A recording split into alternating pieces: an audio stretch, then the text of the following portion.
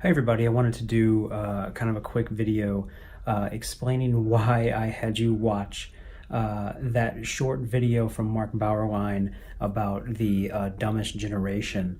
I partnered that video with the Nicholas Carr article for a few reasons. One, the Nicholas Carr article, even though I personally don't fully agree with everything that Carr asserts in his article, I think that his argument is interesting, but it's also flawed in some ways. And it's important to note that that article is now 11 years old. So when he wrote that article, Google was still in its infancy as a search engine, and it certainly wasn't an entity that was socially embedded in the way it is now.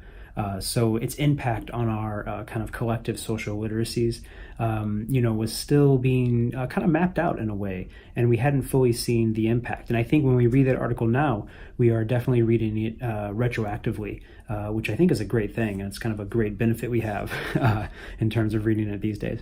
I partnered that article with the Mark Bauerlein, The Dumbest Generation video, primarily because I don't like Bauerlein at all. I think that he is kind of a fool in some ways. I don't think he's a dumb person, but his book, of course, is meant to sell. It's a product, and it's got a very provocative title. It has a way of kind of existing in the world that is really only to stir the pot. And I don't think there's much to get people thinking other than to create kind of a dichotomy or, an us versus them mentality. So I wanted to post that article, or I'm sorry, I wanted to post that video because I wanted to piss you off a bit.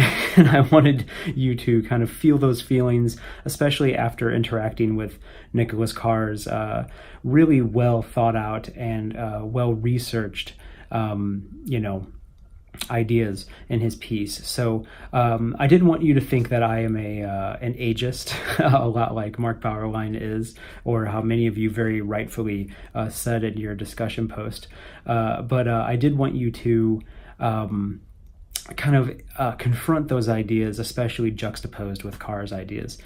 So I will carry that kind of those feelings forward. Think about how those ideas kind of parlay into perhaps your final paper, especially if you choose to write about the Nicholas Carr article for your final paper. I think there's a lot to explore there, especially in terms of digital literacy and how that overlaps with our kind of like personal identities and how we interact and build ourselves online, and represent ourselves online. So anyway, I just wanted to point that out there. I do not agree with Mark Bauerlein. I think he's a bit of a fool. I find that some of the smartest people I interact with on a day-to-day basis are very young people, and they have their heads on right, and they do good things in the world. And in fact, just kind of politically speaking, I look forward to a day where I'm constantly voting for people who are younger than me, because I feel like those ideas are far more in line with where the world is going, where it should go.